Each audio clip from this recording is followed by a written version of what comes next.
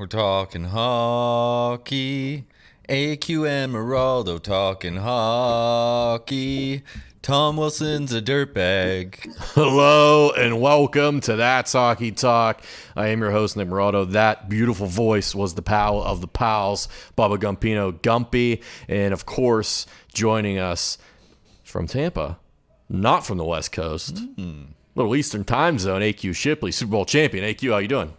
Great, boys. How we doing? Ready to get this thing rolling? Gumpy, how you doing? Beautiful.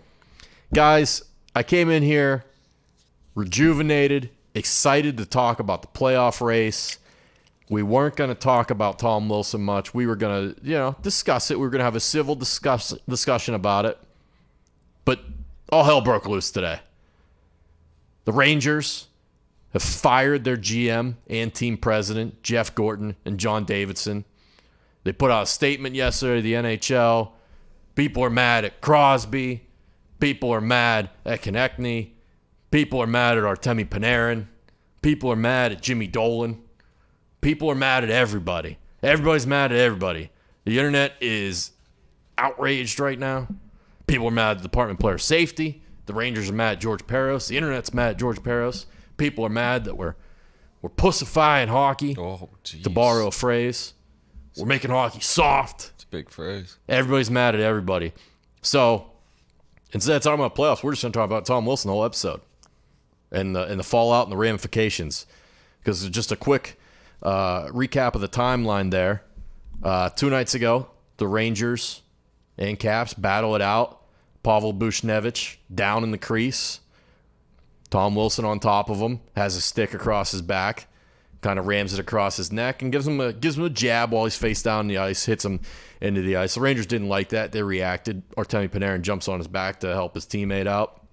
Wilson ragdolls him, as he's known to do. He's a big, strong man. Rips Panarin's helmet off, grabs him by the hair, drives his head into the ice. Okay? Gets the 10-minute misconduct, roughing penalty, so on and so forth. People think he should be thrown out of the league. He should be executed. He should be dragged through the streets. Wake up the next day, we find out it's going to be a $5,000 fine, the maximum allowable under the CBA. Slap on the wrist, essentially, right? It's a lot of money. It's a lot of money, but the reason it's 5K is... Did I say 500K? I meant to say 5K. No, you did say 5. The reason it's 5K is players are fined. This was agreed upon in the CBA, right? Players don't want big fines in the league. If the players don't want big fines, the league doesn't really care. So the owners are like, yeah, whatever. Players are fined up to 50% of 1 day's average salary without exceeding $10,000 for the first fine and $15,000 for any subsequent fines. So that's why it's so low, if you want to call it that, depending on. It's all relative, right? Depends on how much money you make compared to an NHL or whatever. But, so that goes down, okay? Then, yesterday, about, 5, 6 p.m., something like that, the Rangers put out a statement on Twitter. Pretty aggressive statement, basically calling out the league and calling out George Parros, the head of player safety, former NHL tough guy himself, and saying he was unfit for his job. They didn't agree with it. They didn't agree with the fine. They wanted more. They wanted suspension. They said Parros is unfit for the job. Okay? We get the games last night. Crosby and Konecny mix it up. Crosby and Konecny, a helmet comes off of Sid. Sid takes down Konecny. He gives him a jab, a couple shots to the back of the head, drives his head into the ice. Then we get the whataboutism. Okay? Now we're in the middle of it today. Oh, what's going to happen? What's going to happen? Waiting for the rematch tonight. Are the Rangers going to go out and throw the fists? Are they going to come out and play a game and beat them on the scoreboard even though they are basically out of the playoff race? Here we are. Boom. The bomb drops. Jeff Gorton, the general manager, John Davidson, the team president, are fired. Why are they fired? Well, the team's saying it has nothing to do with the statement. They're saying it's performance related, and James Dolan, the owner, isn't happy that the Rangers are out of the playoff race, and the rebuild is not going as fast as he had hoped. You could choose to believe that. I choose to believe the other instance of what's being reported. Frank Saravelli was one of the people who put it out there that the GM and president were distancing themselves from the statement that was put up by the team, basically calling for the head of George Parros. I choose to believe that statement. Now, in the aftermath, Chris Drury is going to be the acting GM and team president. He'll probably get the GM job full-time. They'd probably hire someone else to be team president. Maybe Drury does them both. I don't know. Regardless, that's where we are now. That was the timeline of the events. Pretty crazy couple 48 hours here. Kind of took over the hockey news cycle, took over hockey Twitter. Let's dive into each one of these things and talk a little bit more in depth about them. I want to get your feelings on them. Let's start with the Tom Wilson incident on the ice against the Rangers, the Buchnevich, the Panarin, that whole thing. AQ, I want to get your take.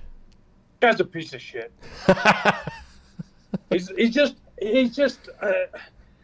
there's far too many instances over the years where it's just dirty shit, and it's just extra shit. The league has done a nice job of cleaning the game up, going away from a lot of the stuff, and he just continues to do the same old shit. And they're looking for it, and he knows that max fine's $5,000, and to him it's nothing. It's like, whatever. Like, if I can makes $5.1 million a year and do whatever it is. He's getting 5.1. Yeah, big tickets.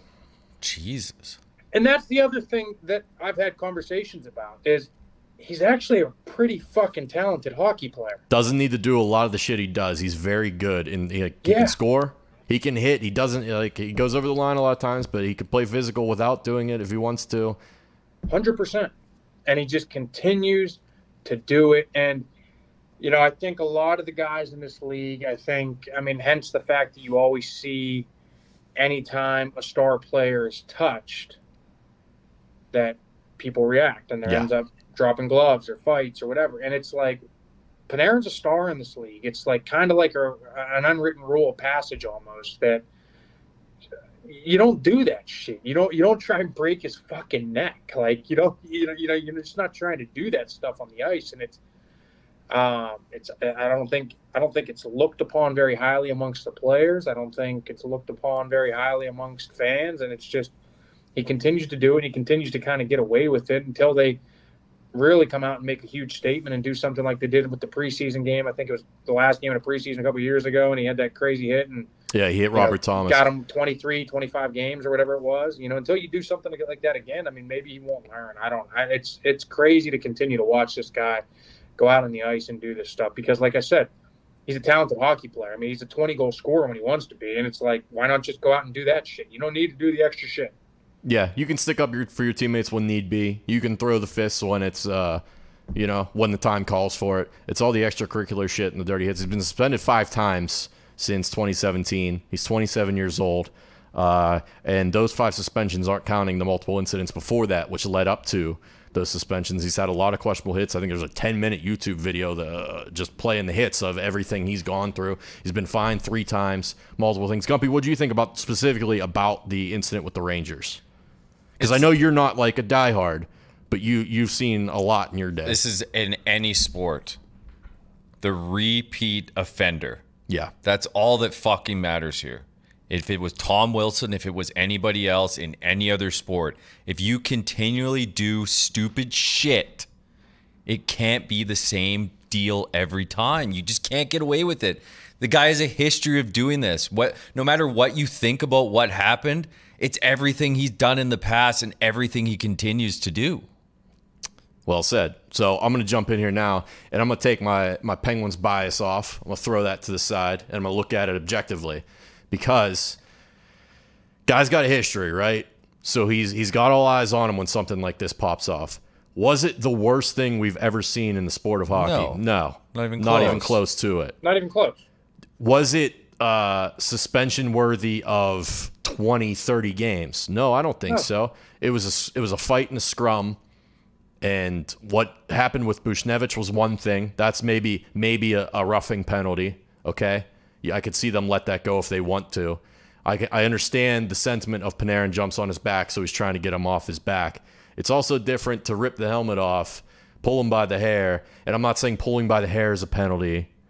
But it's just all of these things considered together. When he pulls him by the hair, slams his head down into the ice, when he's helmetless, and he's a star player. And you understand why the Rangers are that upset, because that's a guy they're paying a lot of money to.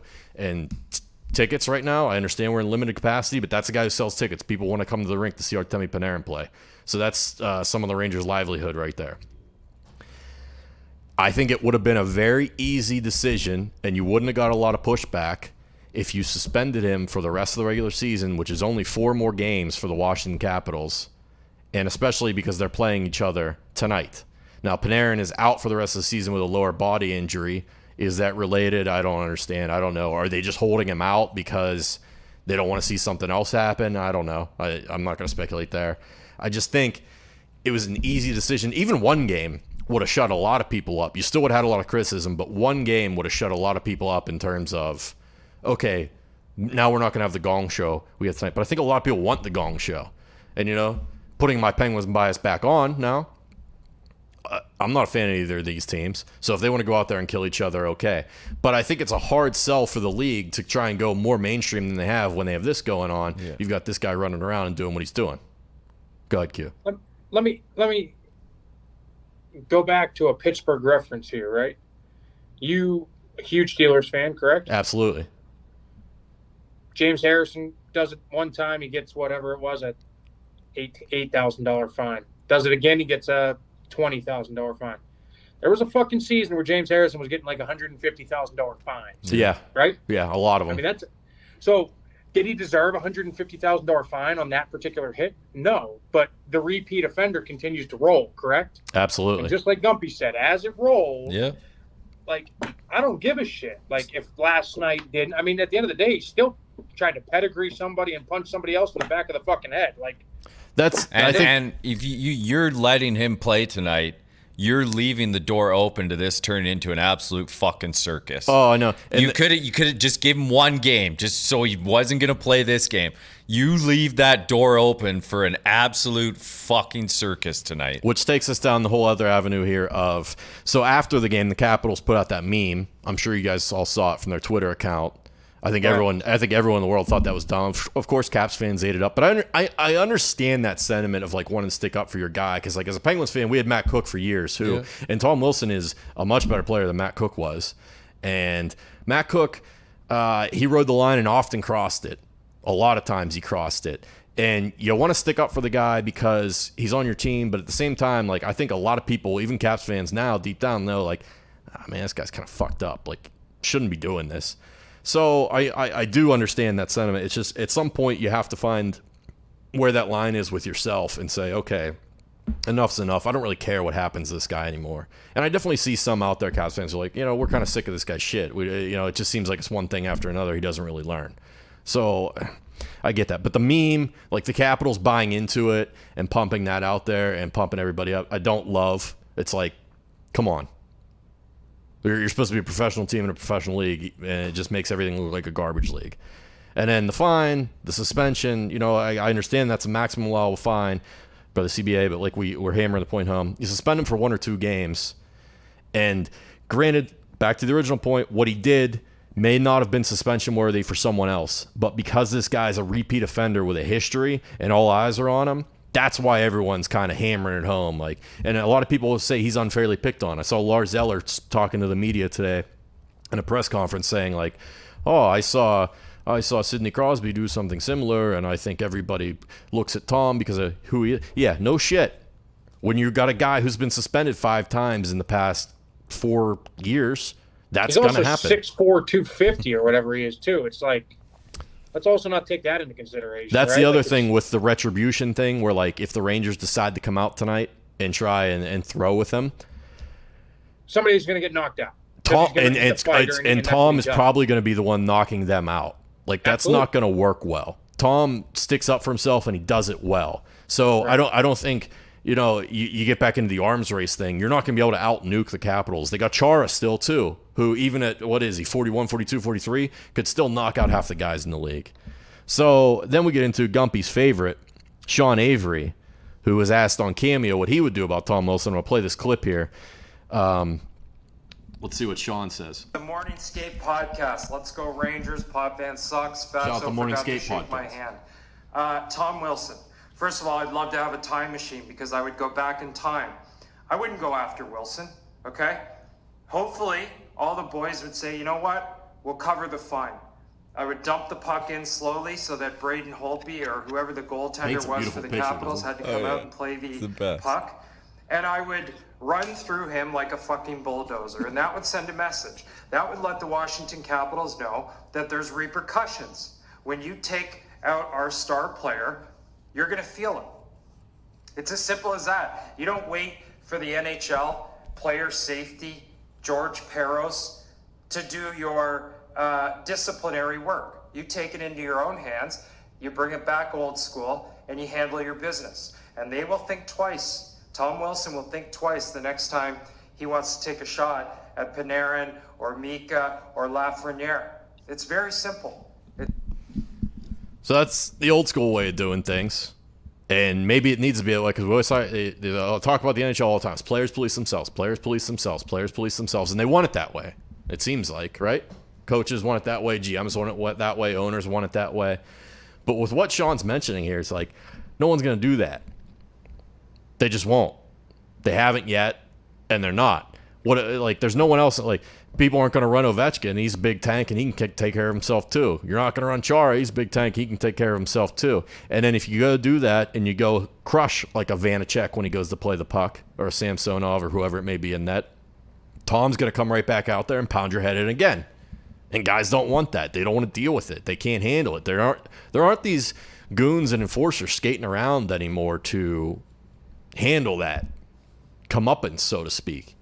It's just, there's no one to keep Tom in check. Ryan Reeves is one guy who could potentially do it. He got in shit for, what was it? It was last year, 2 years ago, for hitting Tom and blindsiding him. And the internet ate it up and people loved it, but it was still a dirty play. And so it's just one-upsmanship. And where does that end? And here we go. Now we're getting into the pussification of hockey again. Like, I don't want to take out the scrums. I don't want to see that end. I don't want to, you know what I mean? Like, but it was clearly not a hockey play. It was after the play. It was predatory on Bushnevich. And you could argue it was predatory on Panarin. I understand Panarin jumped on his back, but Tom had him under control when he took his helmet off and had him by the hair. He didn't have to throw him down, but he did. Do you think who was it, Couturier in the Flyers game last night? Konecny. Let's talk about that. So Crosby and Konecny go into the corner. I'm not even talking about that. I'm talking about the cross check late in the game. Put the dude into the boards. Yeah, Gossespierre cross-checks Mark Friedman on the empty netter. So he gets 2-game suspension for that. Yeah. I mean, that was just no way to defend it, straight up dirty. 100%. Are you going to say what Tom Wilson did was better than that? I honestly, in a way, I don't think it was as dirty. I think what Gossespierre did was even more predetermined. He got beat. Friedman puts the puck in the net, and then I know it's a split second, but you still have all right, the guy scored. It's an empty netter. We're down 2, down 3, whatever it was. And he knows at that speed, all he has to do is give him a little nudge, which he did. And, Friedman wasn't hurt, it seems like. He seemed okay. He got up and skated away afterwards. But, that's how you fuck up guys' knees. That's how you ruin that guy's ability to put food on his table for his family. And you know what I mean? Yeah. You see in the NFL, I'm sure you've seen dirty cut blocks and things like that, where it's absolutely unnecessary. I understand you're losing. I understand you're frustrated. If that's the case, then go toe-to-toe and man up and drop the gloves. Don't hit a guy after he scores an empty netter while he's flying full speed down the ice in the back. I think that's the other thing we're trying to get across, too, right? I think there's a big difference between you and I sitting there being like, hey, Nick, as soon as this puck's dropped, we're fucking rolling. You know what I mean? Big difference. And then we drop the gloves and we circle up and we handle it, right? There's a big difference between that and some fucking goon charging full speed with you, got your head down, turning the corner behind the net and fucking trying to take your fucking head off like we've seen him do, or being 6'4", 250 and taking Panarin, who probably weighs 155, fucking soaking wet and trying to break his neck. Or, I mean, obviously he's not. I'm obviously being blown out of the water, obviously. But or a guy's got his head down and throwing uppercuts to the back of the head. That's some bitch shit. You heard the Rangers player say it after the game. It's a lack of respect for the game and the other guys on the ice with you, because you want to beat them, and even sometimes you've heard, they're going to want to hurt each other, but I don't think you ever want to injure people. and you could probably speak more. Like you've been in some battles in the NFL. Like you'd like to smack somebody pretty good, but you never want to injure somebody. And it seems like Wilson just repeatedly, time after time, has no problem and no remorse for injuring somebody. And then it makes it worse because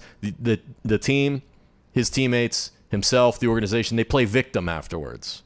Right. And that's what I can't stand is the victim mentality. Like, no, take some accountability. You went out there. You shouldn't have drove his head into the ice. You had it. You could have fucking put the clamps on him and just ended it right there. Like Panarin wasn't going to do anything. He's a tiny little guy. Agree, 100%. And then he's almost got that, like, I mean, we've seen it far too many times, that lunatic look where he's almost like chuckling or like smirking and like he was flexing in the bench in the penalty box and shit. And I even understand that because it's like, okay, you were just into it. We get the chirp. You're fired up. You were just into it. You probably don't even realize exactly what just happened. So I see that point. And then let's get to the whataboutism, because this pisses me off too. Crosby and Konecny in the game last night, this is what's being compared to going to the corner. Konecny puts Sid in a headlock for a good 5 to 10 seconds, and he's holding him down, and he won't let Sid get up. And when Sid gets up, he loses his helmet, and he kind of flips Konecny over his back and gets on top of him, and he gives him a shot to the back of the head. And he gives him another one and drives his head into the ice. The difference is Konecny's wearing his helmet still, and these players were engaged already. Like, it's during the play. There's a ref right there. He gives them both penalties, assesses it, and we're done, and we're moving forward, and we're over with it.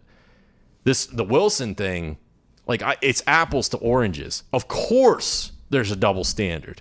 Of course it's because Sidney Crosby is a star player in the face of the league.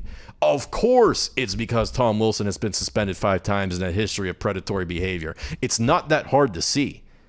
But I understand if you're a Capitals fan, well, what about Sid? What did he do? And I understand if you're a Penguins fan, you just want to say, oh, yeah, Sid's not dirty, but let's be honest, Sid's had some dirty plays in his career, and he's done some dirty things. I didn't love seeing him punch the guy's head in the ice, but I also love seeing him stick up for himself because he doesn't have other people to do it. They don't have a Tom Wilson on the team that can pound somebody's head in when something like that happens to Crosby. If Crosby didn't stick up for himself, people would have called him a bitch anyways. So I'd rather him be called a bitch and at least fight and stick up for himself if he has to go over the line a little bit to do so. That is the issue with how the league is now, though. You don't have a roster spot for a guy who can just be a fucking goon. No, you can't do it. Like back in the day, fucking Gretzky had what? McSorley. Fucking anytime anybody touched Gretzky. Like Crosby should have a guy like that, but now in the game today, you can't have that. There's no one who's going to fuck with Wilson. Who's going to fuck with Wilson? Reeves is the only guy who in the league could go toe-to-toe with Wilson. That's what I mean. The Pens have tried it in the past. They've done it before, but the game has changed so much. They've had the George Larocques. They've had the Gary Roberts. Gary Roberts was the one guy who could play enough and still chuck them, but he wasn't a heavyweight. You had the George Larocques. You had the Steve McIntyres. You had those kind of guys. You had Ryan Reeves for a little bit. But Mark Sullivan didn't like him and didn't like using him and didn't like playing him because he couldn't keep up. And with the schedule this year, you can't waste a fucking spot on the bench for a guy who's going to play 2 minutes.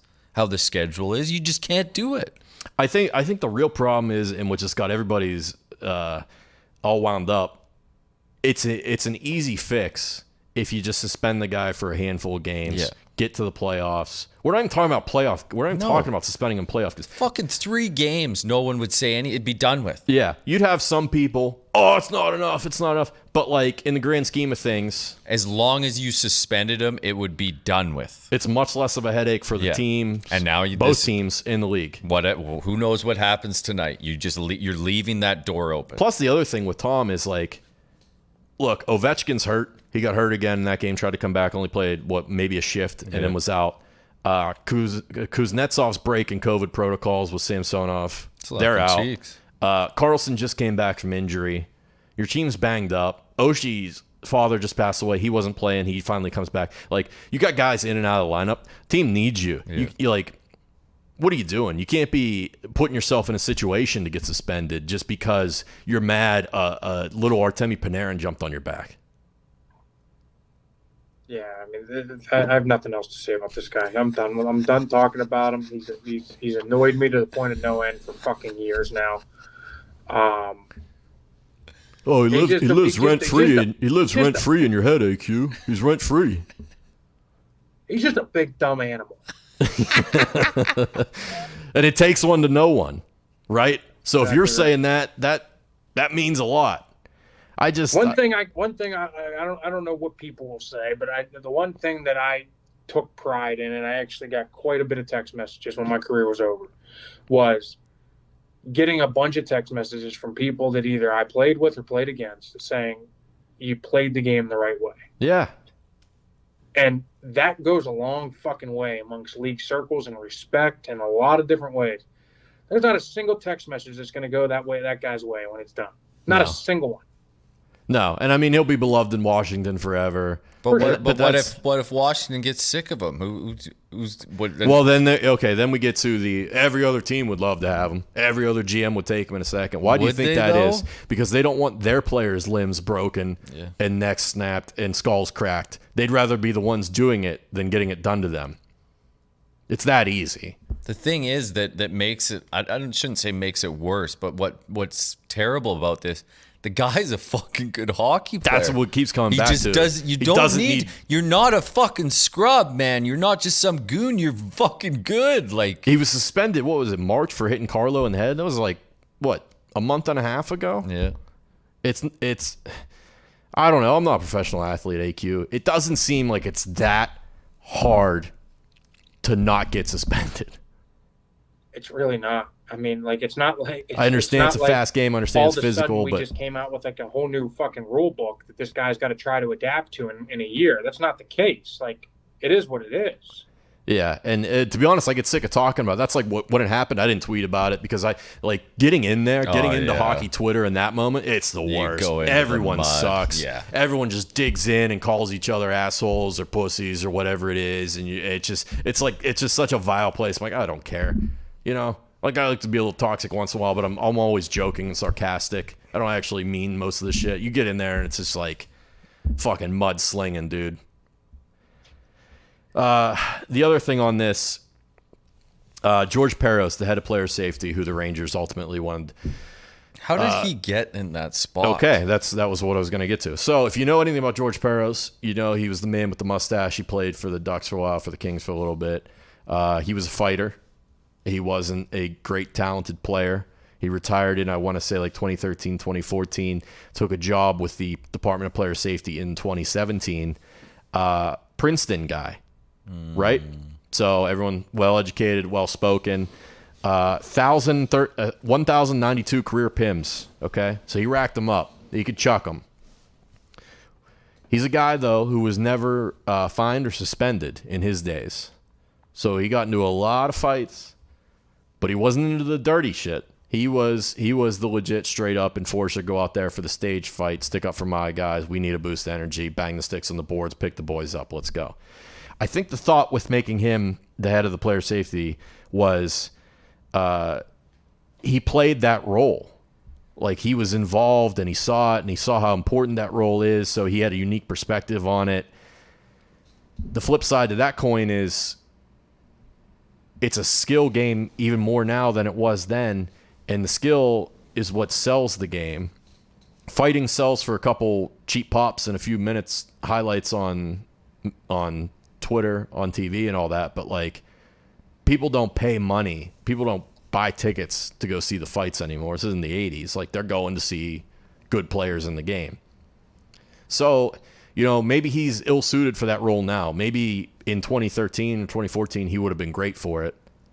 But now it seems like you need something, or someone, I should say, who's got a better finger on the pulse of the game in terms of, okay, skill players are what's in now. Skill players are the lifeblood of the league. And you don't want to take hitting and physicality and intimidation completely out of the game, but you just want to be smart about it. Circumstantial and subtext and context and nuance matters.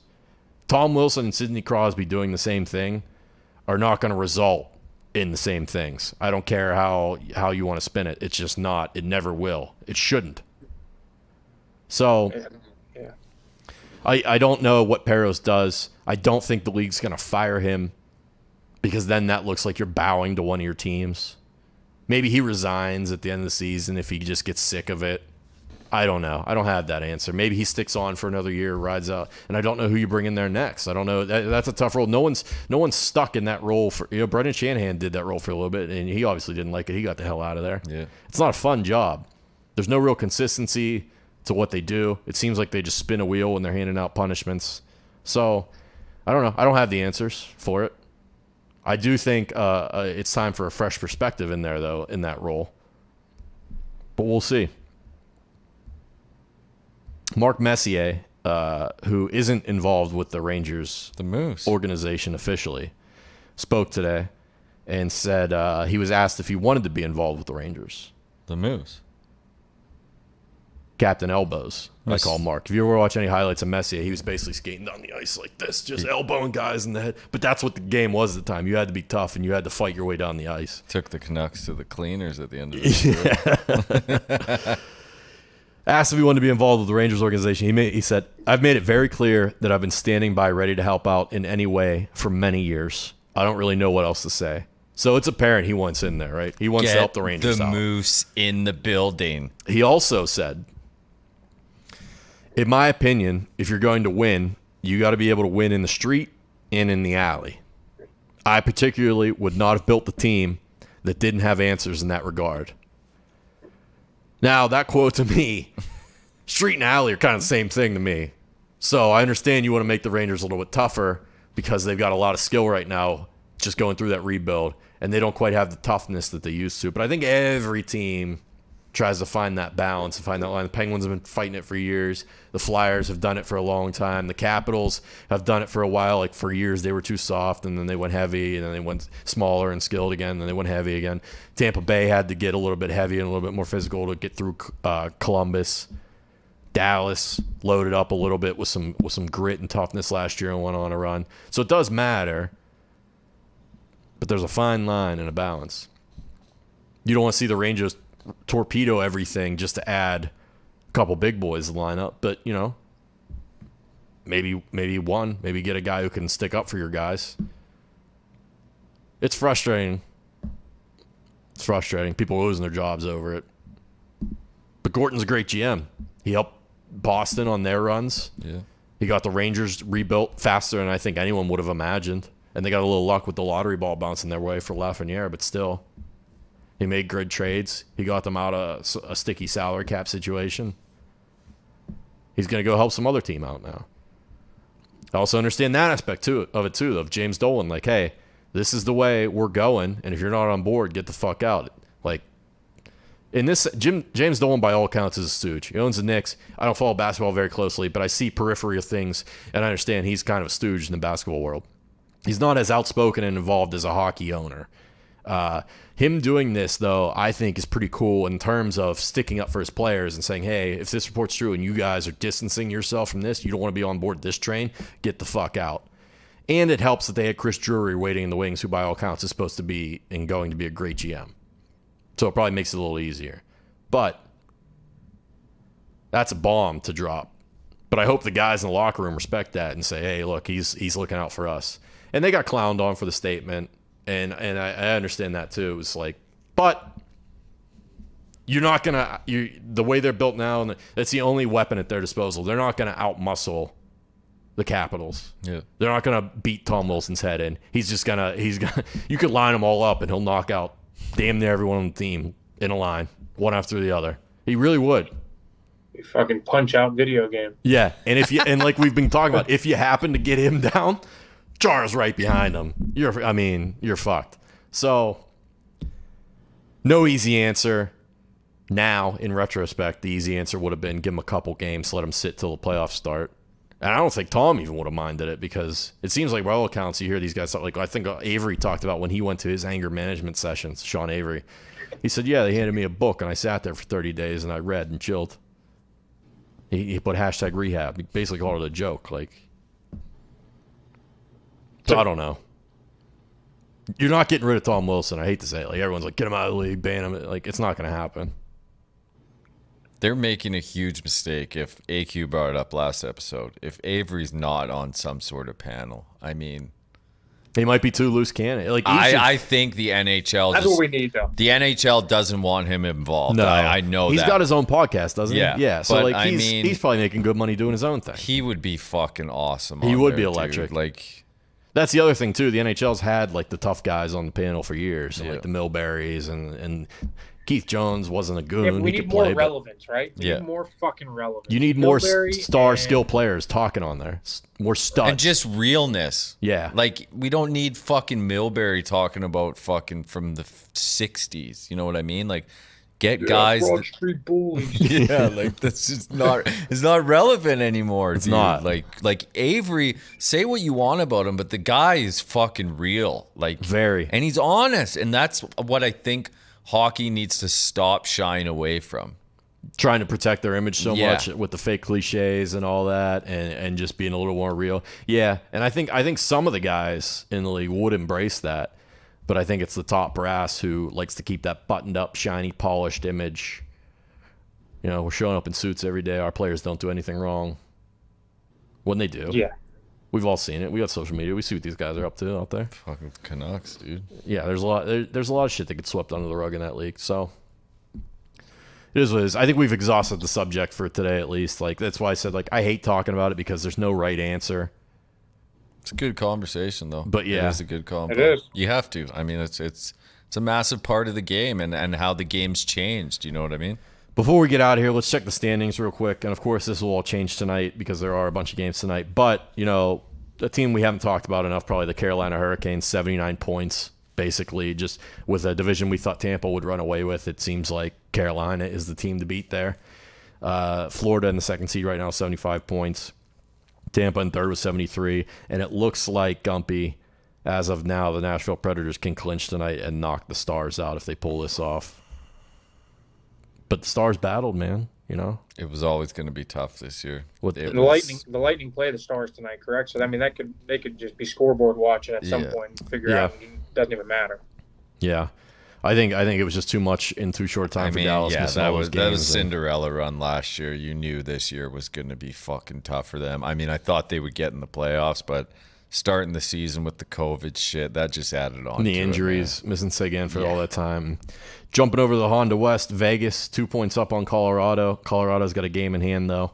Then you got Minnesota in third at 70, and then you got the Blues sitting comfortably in fourth with 3 games in hand on the Yotes. They're at 55 points. Coyotes are at 50. It looks like the Coyotes are going to narrowly miss again. It seems like a trend with them to either just make it or narrowly miss, which is probably frustrating, but at the same time, when you look at how far they've come and where they used to be, I think probably pretty happy battling for playoff spots if you're Arizona.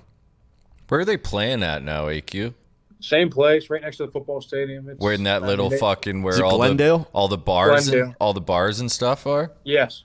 That's a fucking. I love that setup. My parents, well, before COVID, lived in Glendale half the year. I think And people, I'd go down there and go to fucking Coyotes game for like $9 a game. I don't think people like it though because I think it's far. So far Yeah, it's away. not from down. It's not Yeah. downtown, but it is. I mean, it is a beautiful setup. 'Cause especially that whole Chandler Gilbert area, which is like 30 minutes from downtown. That's where a lot of people live. And then so to get from there, from that point to Glendale, it's like a good 45 to an hour. So like people are Jesus, like, damn. come on, you know. All right, let's jump up north. Toronto comfortably in first with 72 points. Edmonton with a game in hand on them with 66 points. Winnipeg been on quite the schneid, pal, and they're sitting now tied at 57 points with Montreal in fourth. So we thought Montreal was going to be the fourth seed, no bones about it. It looks like they might possibly be able to jump Winnipeg, and you might see an Edmonton-Montreal or an Edmonton-Winnipeg. You're going to see Toronto. I would love to see Toronto-Montreal in the first round. I think it'd be good for the game. I think it'd be entertaining. Then the Mass Mutual East with the Pittsburgh Penguins in first with 73 points. Now the Capitals right behind them with 71, and they could tie them tonight if they beat the Rangers again. They got 2 games in hand on the Pens, so they're at 52 games played. Then you got Boston also at 52 games played with 69 right on their tails, and then the Islanders with 68. So, AQ, as a Pens fan, who do you want to see in the first round? Washington, Boston, or the Isles? I mean, it's such a good division. Those 4 teams are all very good. Those 4 teams all play a pretty similar brand of hockey. I mean, tough, physical. tough in the neutral zone. I mean, it's just, oh God, if I had to give one answer, I mean, I'd say the Islanders. Yeah, and despite their recent success, I think you still want to see the Bruins and Caps beat up on each other a little bit. Yeah. But we'll see. Tuukka Rask has kind of owned the Pens. The Pens get owned in Boston, but the Pens have been better at home against Boston specifically this year, and at home in general, they are one of the best home teams in the league. They're 24-2 on the year at home. So we'll see. It's gonna come down to the end there in the East, and yeah, they may be better overall as a whole, but still, Carolina, Florida, and Tampa Bay are three pretty damn strong contenders over there in the Central coming out of there. So we'll see. It should be exciting. Only a handful of games left until the playoffs. We'll come back next week talking hard and heavy about the playoffs. Hopefully we can put a lot of this bullshit, drama, suspension bullshit behind us. See what happens tonight, my friends. Yeah, we will see what happens tonight. I'll be glued to the TV. I appreciate you guys joining with us. If you enjoyed listening, please jump onto YouTube and subscribe to That's Hockey Talk on the YouTube channel. Check us out. We post some clips from time to time. Also follow us on Twitter at That's Hockey Talk and at Bubblegum Pino and at AQ Shipley.